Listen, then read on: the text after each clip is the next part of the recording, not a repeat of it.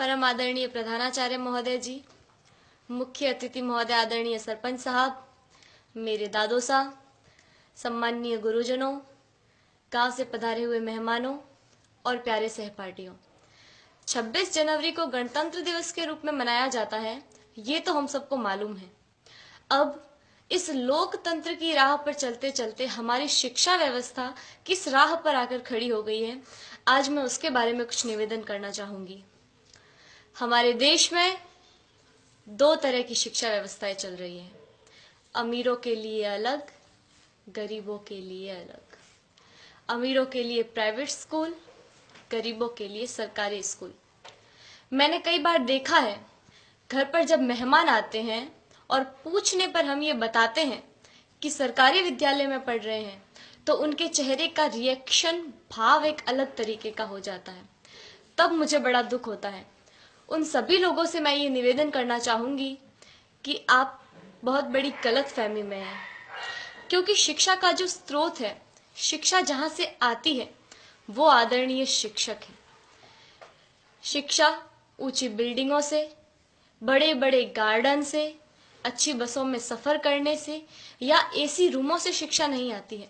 शिक्षा आती है शिक्षकों से, और वहां पढ़ा रहे सभी शिक्षक राजस्थान सरकार या किसी भी सरकार द्वारा आयोजित शिक्षकों को चयनित करने की परीक्षा में असफल रहे हुए लोग हैं, जिनको सरकार ने शिक्षक बनाने से इनकार कर दिया है।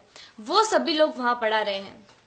हमारा सौभाग्य है कि हम जिस विद्यालय में पढ़ रहे हैं, वहां के शिक्षक राजस्थान सरकार द्वारा आयोजित शिक्षकों को चयनित करने की परीक्षा, जिसमें लाखों लोग भाग लेते हैं, उन लाखों लोगों में से चुने हुए शिक्षक हैं, जिनको राजस्थान सरकार ने शिक्षक बनने के योग्य समझा है।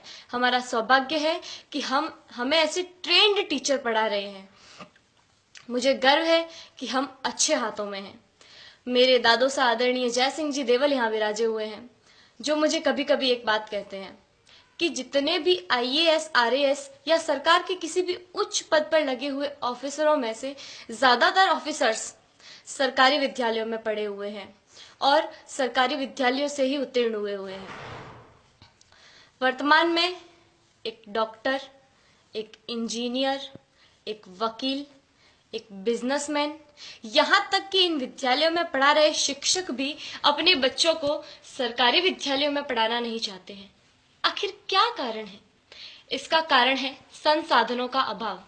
मैं आप गांव वालों से भी एक निवेदन करना चाहूंगी कि कहीं कोई गरबा हो, गणेश चतुर्थी हो, कोई आयोजन हो, कोई ऑर्केस्ट्रा हो या कहीं धरना देना हो, तो आप लोग हजारों की संख्या में पहुंच जाते हैं और हजारों की तादाद में रुपया खर्च करते हैं, लेकिन इस विद्यालय की तरफ कभी किसी ने झांक कर नहीं देखा।